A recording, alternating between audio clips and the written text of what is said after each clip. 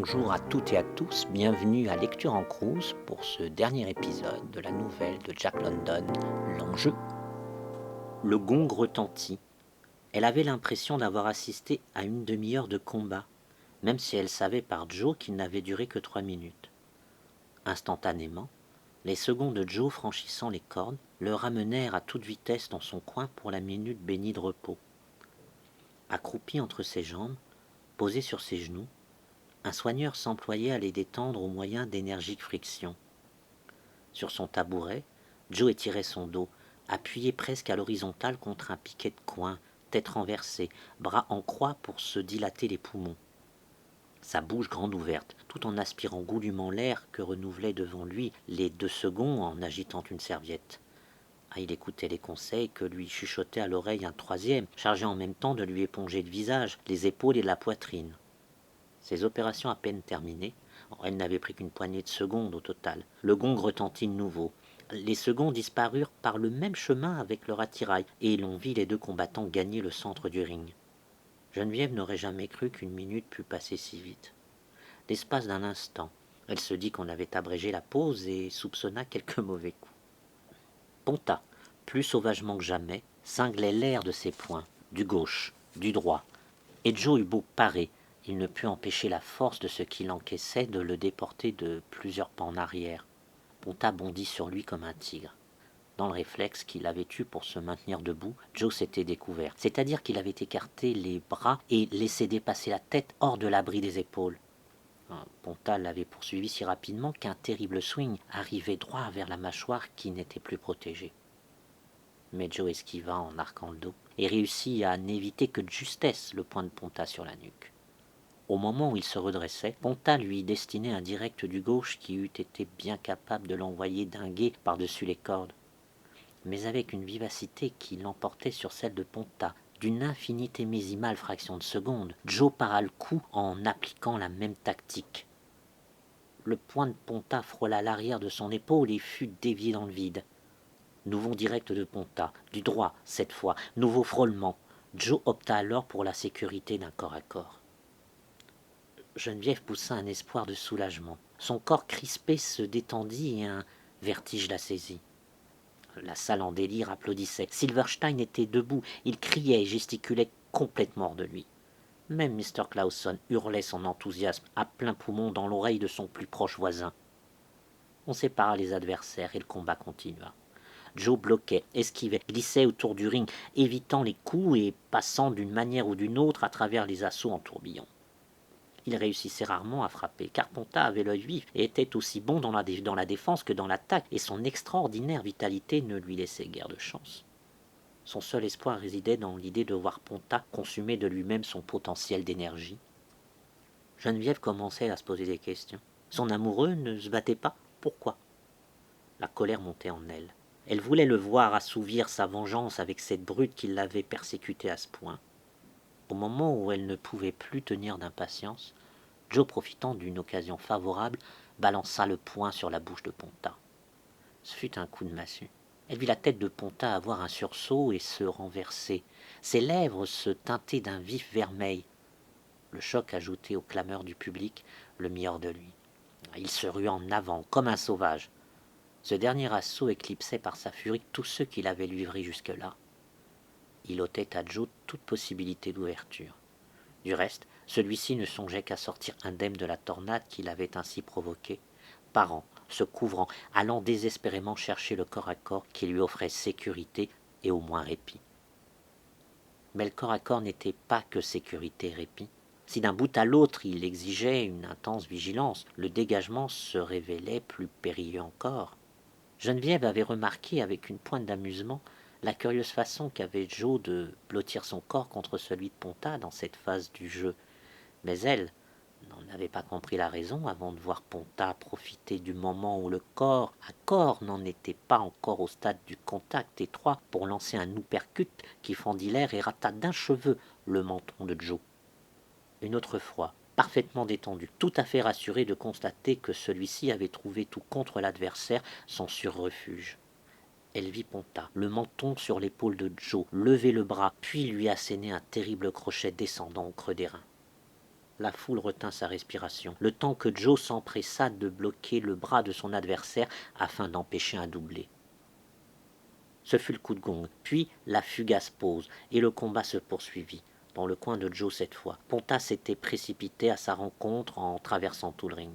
Là où le coup avait porté, sur les reins, la peau blanche avait viré à l'écarlate. Cette marque rouge aux dimensions exactes d'un gant fascinait et effrayait Geneviève qui avait du mal à en détacher les yeux. Très vite, dans le corps à corps suivant, le même coup se répéta. Mais en réponse, Joe s'arrangeait généralement pour atteindre Ponta à la bouche et lui maintenir la tête à distance. Cela empêchait l'autre de frapper. Seulement par 3 fois encore avant la fin de la reprise, Ponta lui appliqua son coup favori, touchant à 4 fois la même zone vulnérable. Un autre round et une autre pause passèrent sans qu'on vît Joe accuser davantage de dégâts ni Ponta faiblir. Mais au début de la 5e reprise, Joe, acculé dans un coin, fit semblant de se lancer dans un corps à corps. Mais juste avant, au moment précis où Ponta se préparait à enserrer le torse de son adversaire, celui-ci, opérant un insensible recul, lui balança ses 2 poings dans l'estomac qui était découvert. Les coups, 4 en tout, gauche, droit, furent appliqués à la vitesse de l'éclair. Et quelle énergie! Ponta tressaillit et chancela, bras quasiment ballants, épaules rentrées, torse en avant comme s'il allait se casser en deux et s'évanouir. Les yeux vifs de Joe virent l'ouverture, et il plaça un direct sur la bouche, instantanément suivi d'un coup qui visait la mâchoire, moitié swing, moitié crochet.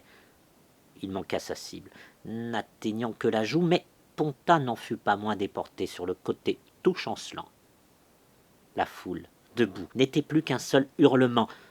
Geneviève pouvait entendre les hommes beugler « Il l'a eu, il l'a eu !» Et elle eut bien l'impression qu'on s'acheminait vers la fin. Elle aussi était dans tous ses états. Elle avait congédié douceur et tendresse. Elle exultait à chaque coup terrible frappé par son amoureux. C'était compté pour rien les ressources cachées de Ponta. De même qu'il avait traqué Joe tel un tigre, Joe le poursuivait à son tour.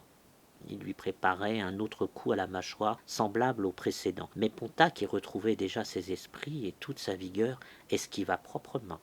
Le poing ne rencontra que le vide et Joe, emporté par son formidable élan, faillit tourner sur lui-même. Ponta plaça alors son gauche. Le gant atterrit sur le cou sans protection de Joe. Geneviève vit son amoureux basculer et tomber mollement sur le sol.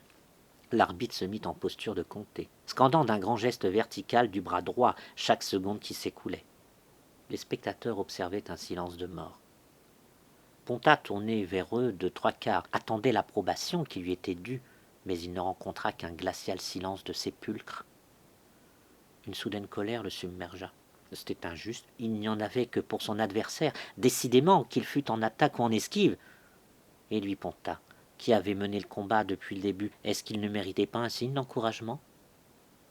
Pendant qu'il se ramassait en boule et s'inclinait sur son ennemi prostré, ses yeux jetaient des flammes. Il s'accroupit aux côtés de Joe, le bras droit rejeté en arrière, prêt à frapper dès que l'autre commencerait à se relever. L'arbitre, qui était toujours à compter, penché de sa main droite, l'écarta d'un geste de sa main gauche. Ponta, gardant la même position, décrivait des cercles et l'arbitre l'accompagnait dans ce mouvement. Il le tenait à distance, restant entre lui et l'homme à terre. 4, 5, 6. Le décompte continuait. Joe se retourna et essaya de s'agenouiller. Il y parvint, et, prenant appui sur une de ses rotules, une main par terre de chaque côté, l'autre jambe repliée sous lui, il fit un effort pour se remettre debout. « Prends ton temps !» crièrent une douzaine de voix parmi les spectateurs, cependant que lui parvenait la mise en garde d'un de ses seconds qui, sur le côté du ring, hurlait « Pour l'amour de Dieu, attends !» Geneviève lança à Joe un rapide coup d'œil, et elle vit le visage blanc, les traits tirés du jeune homme et ses lèvres qui bougeaient machinalement pendant que l'arbitre comptait. 7, 8, 9. La 9e seconde passa, et alors que l'arbitre repoussait encore Ponta, Joe se remit sur ses pieds, tassé sur lui-même pour se protéger, faible mais calme, très calme. Avec une violence terrible, Ponta fondit sur lui délivrant un uppercut et indirect. Joe bloqua les 2 coups, en esquivant un 3e, fit un pas de côté pour en éviter un 4e, puis l'ouragan qui suivit l'obligea à reculer dans un coin. Extrêmement faible, il vacillait et essayait de garder son équilibre, titubant d'avant en arrière. Il était dos aux cordes, toute retraite coupée. Ponta s'arrêta, redoublant de sécurité, eût-on dit, puis, tout en feintant du gauche, lança férocement son poing droit de toutes ses forces. Joe se précipita alors dans un corps-à-corps qui, provisoirement, le tira d'affaire. Ponta se débattait désespérément pour se libérer. Il voulait en finir avec cet adversaire qui jusqu'ici lui avait échappé. Mais Joe tenait bon pour survivre, résistant à chaque effort fourni par l'autre. Et, aussi vite que Ponta se dégageait, il trouvait la parade et se cramponnait de nouveau à lui. « Dégagez !» ordonna l'arbitre. Joe s'agrippait de plus belle. « Faites-le lâcher. Pourquoi vous le faites pas dégager ?» haletait Ponta, tourné vers l'arbitre. Ce dernier, une fois de plus, ordonna la séparation, mais Joe n'obéissait toujours pas, veillant à rester dans son bon droit. Et c'était le cas, il le savait. Plus se prolongeait le corps à corps, plus ses forces revenaient, plus son cerveau retrouvait sa lucidité, chassant la sensation d'éblouissement qui oblitérait sa vue. Le round était à son début et devait tenir bon d'une manière ou d'une autre pendant que les quelques 3 minutes qu'il restait. L'arbitre les empoigna par l'épaule, les sépara violemment et, se mettant rapidement entre eux, les repoussa en arrière afin de rendre le dégagement effectif. Aussitôt libre, Ponta bondit sur Joe comme un animal sauvage sur sa proie, mais Joe esquiva, bloqua et entama un nouveau corps à corps. Ponta, encore une fois, se débattit pour se libérer. Joe tint bon. L'arbitre les sépara. Une fois de plus, Joe évita le coup fatal. Une fois de plus, il gagna le salut par le corps à corps. Geneviève découvrit que, dans les corps à corps, Joe ne recevait pas de coups. Pourquoi, dans ces conditions, l'arbitre ne le laissait-il pas continuer ? C'était cruel. Dans ces moments-là, elle détestait le visage avenant d'Eddie Jones, et elle se leva à moitié de sa chaise, ses mains crispées de colère, ses ongles s'enfonçant dans ses paumes jusqu'à lui faire mal. Le reste du round, c'est-à-dire 3 longues minutes, fut une succession de corps à corps et de dégagements. Pas une seule fois Ponta ne réussit à donner à son adversaire le coup de grâce. Il était comme un fou et son impuissance face à un ennemi dans une situation désespérée, mais loin d'être vaincu, le mettait hors de lui. Un coup, un seul coup, et il n'arrivait pas à le donner. Son expérience du ring et son calme sauvaient Joe. Avant tous les soubresauts qui lui agitaient l'esprit aussi bien que le corps, il se réfugiait dans les corps à corps et tenait bon, laissant au flux vital qui le quittait le temps de s'inverser et le baigner de neuf. À un moment, emporté par la colère et toujours incapable de l'atteindre, Ponta fit mine de le soulever pour le jeter au sol. « Oh, ouais, tu es pas le mort, non, tant que t'y es !» s'indigna Silverstein, sarcastique. La boutade qui tombait dans un silence relatif fut entendue de toute la salle et la foule. Soulagé de son anxiété pour son favori, rit d'une façon tonitruante d'où l'hystérie n'était pas absente. Même Geneviève sentit qu'il y avait quelque chose d'irrésistiblement drôle dans cette remarque et la foule lui communiqua son soulagement. Néanmoins, elle se sentait malade, faible et submergée d'horreur par ce qu'elle avait vu et ce qu'elle voyait. « Mords-le, mords-le » criaient maintenant des voix dans la foule rassurée. « Mâche son oreille, Ponta, c'est ton seul moyen pour l'avoir. Bouffe-le, bouffe-le donc, mais pourquoi tu ne le bouffes pas ?» Ponta le prit mal. Si sa sauvagerie redoubla, son impuissance également. Il haletait, sanglotait, ses efforts trop laborieux ne payaient pas. Il perdait toute raison et tout contrôle de lui-même et tentait vainement de compenser cette perte en se détachant physiquement. Il n'avait plus affaire à lui qu'à l'aveugle désir de destruction. Il secouait Joe dans les corps à corps, comme un terrier peut le faire avec un rat, se tendait et se débattait pour libérer son corps et ses bras, et pendant ce temps-là, Joe tenait bon. L'arbitre essayait pourtant vaillamment et loyalement de les séparer. La sueur ruisselait sur son visage. Désolidariser ces 2 corps cramponnés l'un à l'autre lui prenait toute son énergie et aussitôt qu'il y parvenait, Joe replongeait indemne dans une autre étreinte et tout était à refaire. Lorsqu'il était libre d'agir, Ponta essayait en vain d'éviter la prise des bras et le piège du corps. Mais il ne pouvait pas rester à distance. Pour frapper, il lui fallait s'approcher, mais à chaque fois, Joe évitait les coups et le prenait dans ses bras. Geneviève, tapie dans sa petite loge et observant à travers le trou, était tout aussi déconcertée. Elle était partie prenante dans ce qui semblait être une lutte à mort. L'un des boxeurs n'était-il pas son Joe, dont la foule comprenait les subtilités et elle non? Le jeu ne s'était pas révélé à elle. Ses charmes la dépassaient. C'était un mystère plus grand que jamais. Quel plaisir Joe pouvait-il ressentir à ces déferlements de brutalité, à ces corps qui s'entrechoquaient dans une tension de brute, à ces féroces corps à corps, à ces coups plus féroces encore, à ces terribles douleurs. Ce qu'elle offrait, elle, était sans comparaison le repos, le contentement, les délices d'une joie calme. Dans les enchères, pour s'adjurer son cœur et son âme, elle proposait bien mieux et bien plus que le jeu. Et pourtant, Joe badinait avec les deux. Peut-être que dans ses bras, c'était elle qu'il tenait. Mais sa tête tendait une oreille complaisante à l'autre et à son chant de sirène qu'elle ne pouvait comprendre. Le gong retentit. Le round se terminait par un dégagement dans le coin de Ponta. Tout de suite, le jeune soigneur au visage blême franchit les cordes. Il saisit Joe sous le bras, le souleva au-dessus du sol et courut avec lui à travers le ring vers son coin à lui. Ses seconds travaillaient avec acharnement, lui massant les jambes, tapotant son abdomen et lui étirant la ceinture de leurs doigts pour le faire respirer plus facilement.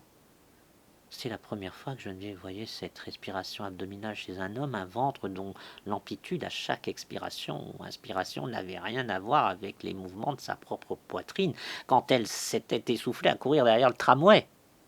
Elle pouvait sentir au picotement de ses narines l'âpre ammoniaque que lui envoyait l'éponge humide agitée devant Joe pour lui lessiver le cerveau. Il se rinça la bouche et la gorge et suça un quartier de citron. Pendant tout ce temps, les serviettes s'affolaient, apportant de l'oxygène à ses poumons afin de purger ce sang qui battait et le renvoyer, revivifié pour la lutte à venir. Son corps brûlant était épongé, puis inondé par des bouteilles d'eau qu'on lui vidait sur la tête. Les coups de gong marquant le début du 6e round retentit, et les deux hommes avancèrent l'un vers l'autre, le corps ruisselant. Ponta parcourut les 2/3 de la distance à travers le ring, tant il était motivé pour attaquer son homme avant qu'il fût complètement remis. Mais Joe avait récupéré. Non seulement son énergie était retrouvée, mais il en avait à revendre.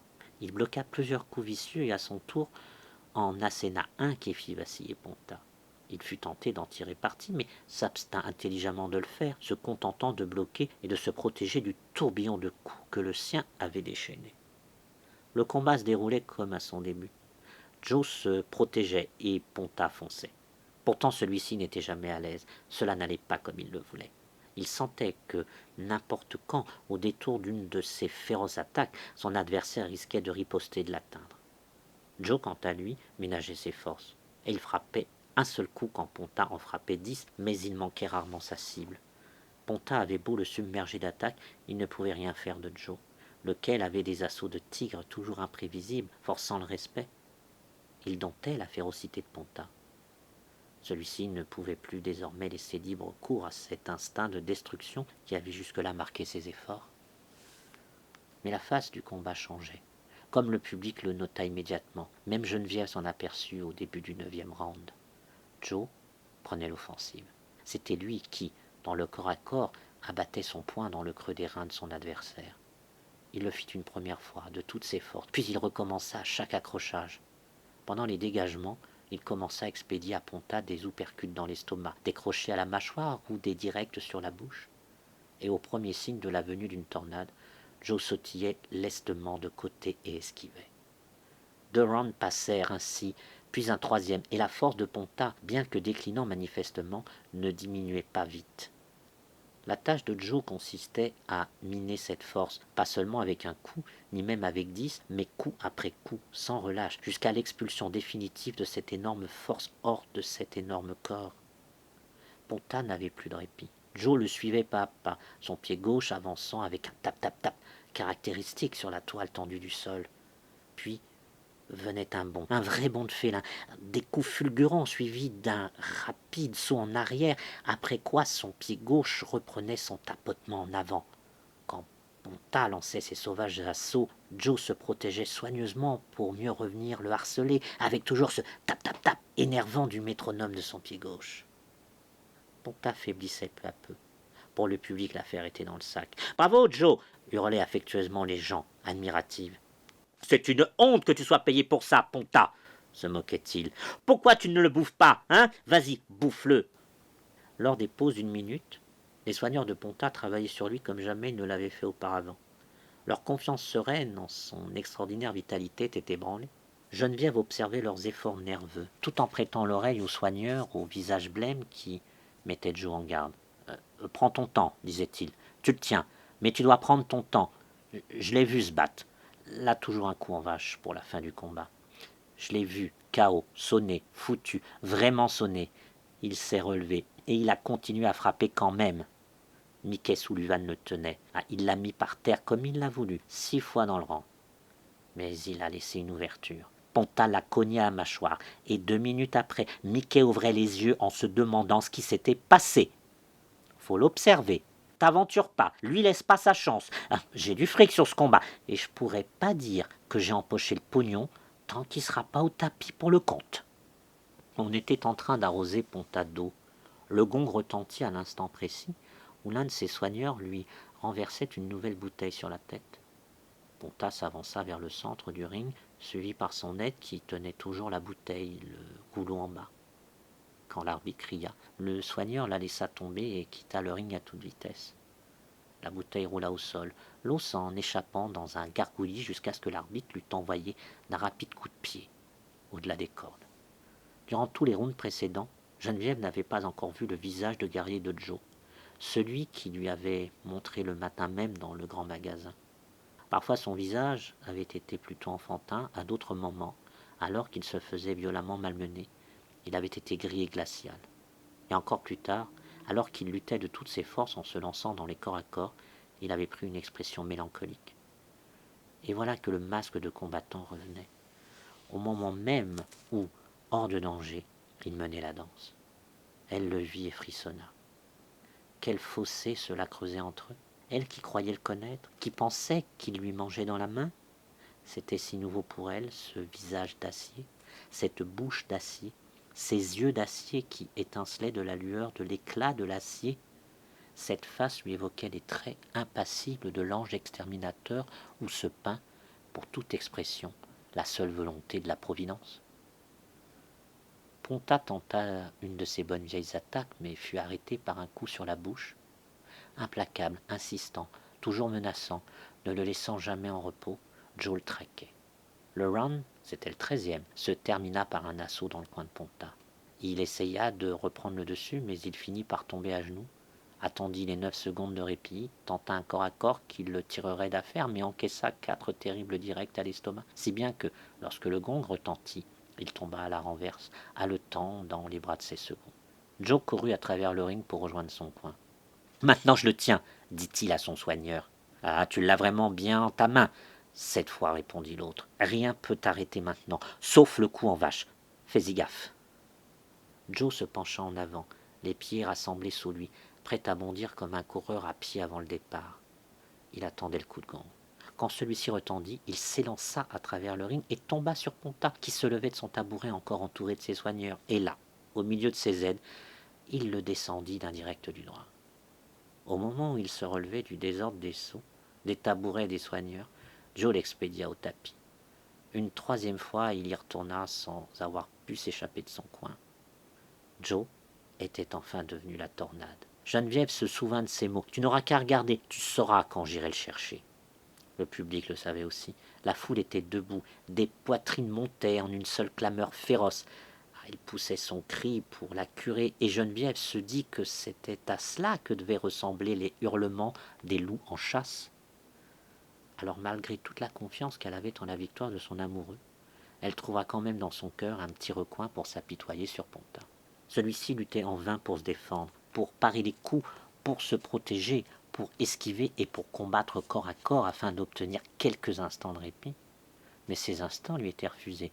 Knockdown après knockdown, il suivait son chemin de croix, repoussé en arrière, jeté sur la toile du sol, propulsé sur les côtés. Il recevait des coups dans les corps à corps et dans les dégagements, des coups durs et fermes qui étourdissaient son cerveau et chassaient toute énergie hors de ses muscles.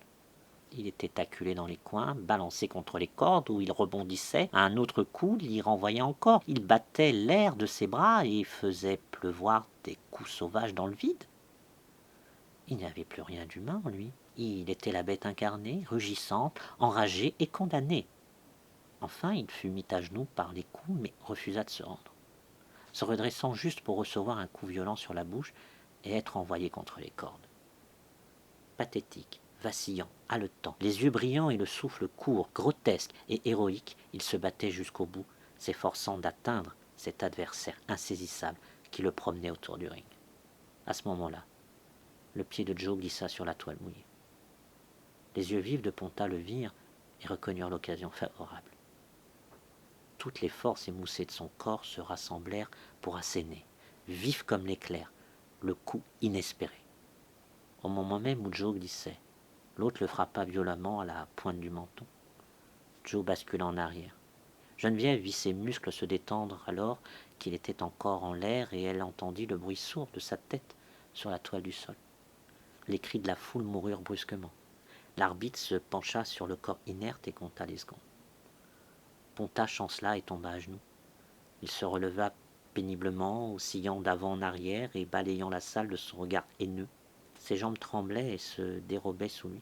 Il était choqué, sanglotait et luttait pour reprendre son souffle. Il recula en titubant et évita la chute en se cramponnant à l'aveuglette aux cordes. Il se tint là, dans cette attitude penchée, tout son corps brisé, la tête inclinée sur la poitrine, jusqu'au moment où l'arbitre, arrivant à la 10e seconde fatale, le désigna du doigt, comme le vainqueur. Il n'en reçut aucun applaudissement. Il se contorsionna entre les cordes comme un serpent dans les bras de ses seconds qui l'aidèrent à descendre et le soutinrent le long de l'allée centrale à travers la foule. Joe demeurait là, où il était tombé. Ses soigneurs le portèrent dans son coin et l'assirent sur le tabouret. Des hommes curieux de voir commençaient à grimper sur le ring, mais ils étaient brutalement repoussés par les policiers qui étaient déjà arrivés. Geneviève regardait toujours par son trou. Elle n'était pas vraiment troublée. Son amoureux avait été mis KO, et aussi grand que fût sa déception, elle la partageait avec lui, mais c'était tout. Dans un sens, elle en était même contente, puisque le jeu avait trahi Joe. Alors il était encore plus sûrement à elle. Il lui avait expliqué ce que c'était qu'un KO. Cela prenait souvent un certain temps pour se remettre de ses effets. Ce ne fut donc pas avant d'avoir entendu les soigneurs réclamer un docteur qu'elle s'inquiéta vraiment. Ils passèrent le corps mou à travers les cordes et il disparut de son champ de vision. Puis la porte du vestiaire fut ouverte d'un coup et de nombreux hommes entrèrent. Ils portaient Joe. Ils le déposèrent sur le sol poussiéreux, sa tête reposant sur les genoux d'un de ses soigneurs. Personne ne semblait surpris de la présence de Geneviève. Elle s'approcha et s'agenouilla à côté de lui. Il avait les yeux fermés, les lèvres légèrement entr'ouvertes et ses cheveux mouillés se plaquaient en mèches raides sur sa figure. Elle souleva une de ses mains. Elle était très lourde et son absence de vie la choqua. Elle regarda brusquement les visages des soigneurs et creux des hommes autour d'elle. Ils semblaient effrayés, tous sauf un, qui jurait horriblement à voix basse. Elle leva les yeux et vit Silverstein debout à ses côtés. Lui aussi semblait effrayé. Il posa gentiment une main sur son épaule, la serrant avec sympathie. Cette compassion l'effraya. Elle commença à se sentir mal.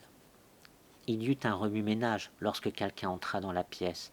La personne s'approcha et déclara avec irritation « Sortez, sortez, vous devez dégager la pièce !» Beaucoup obéirent silencieusement. « Qui êtes-vous » demanda-t-il brusquement à Geneviève. « Bon Dieu, j'y crois pas, une fille !»« Tout va bien, c'est sa fiancée » déclara franchement le jeune garçon qu'elle reconnut comme son guide. « Et vous » lâcha l'homme furieux à Silverstein. « Je campagne, mademoiselle » répondit-il agressivement. « Elle travaille chez lui » expliqua le jeune type. « Alors c'est bon, je vous dis. » Le nouveau venu grommela une remarque et s'agenouilla. Il passa une main sur la tête moite, grogna de nouveau et se releva. « Ce n'est pas un cas pour moi, dit-il. Faites venir une ambulance. » À partir de ce moment, les choses se déroulèrent comme dans un rêve pour Geneviève. Peut-être s'était-elle évanouie, elle ne le savait pas, mais pour quelle autre raison Silverstein aurait-il passé son bras autour d'elle afin de la soutenir? Tous les visages lui paraissaient flous et irréels. Des bribes de discussion lui parvenaient aux oreilles. Le jeune type qui avait été son guide disait quelque chose à propos des journalistes. Elle pouvait entendre, comme venue de très loin, la voix de Silverstein. « Tu vas avoir ta nom dans la journal !» Elle savait qu'elle secouait la tête en refusant. Il y eut une irruption de nouveaux visages et elle vit que l'on emmenait Joe sur une civière de toile.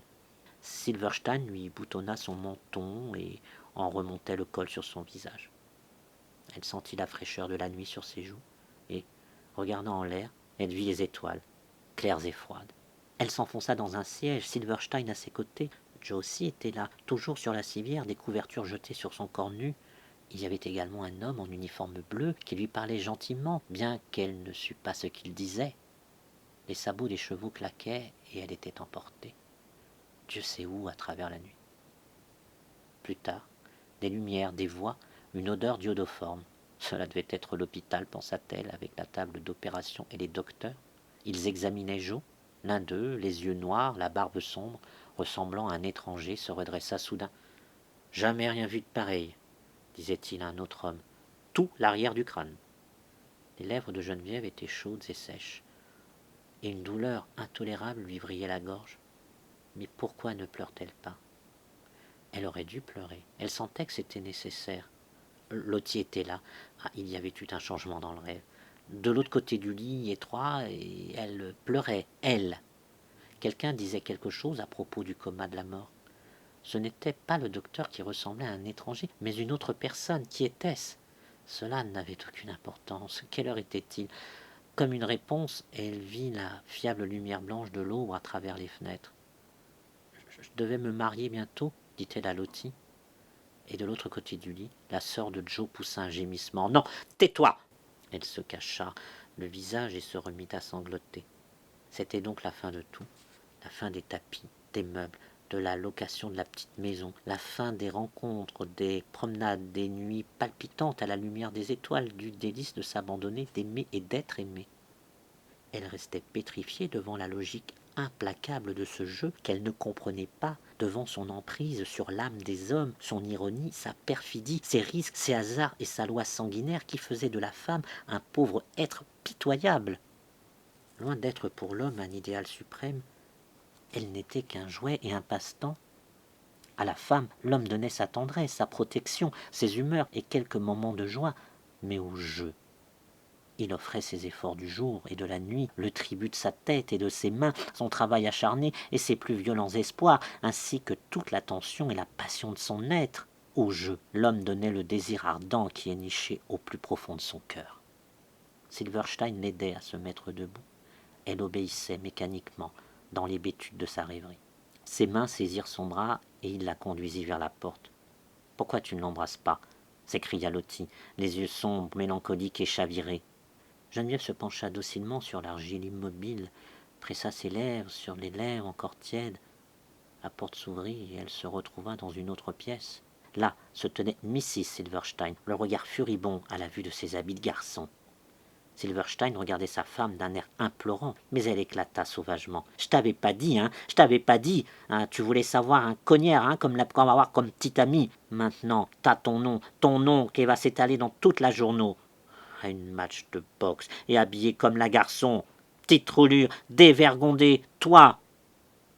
Un flot de larmes jaillit de ses yeux, et avec ses gros bras tendus, gauche, ridicule, maternelle et sainte à la fois, Mrs. Silverstein tituba vers la jeune fille immobile et la serra sur sa poitrine.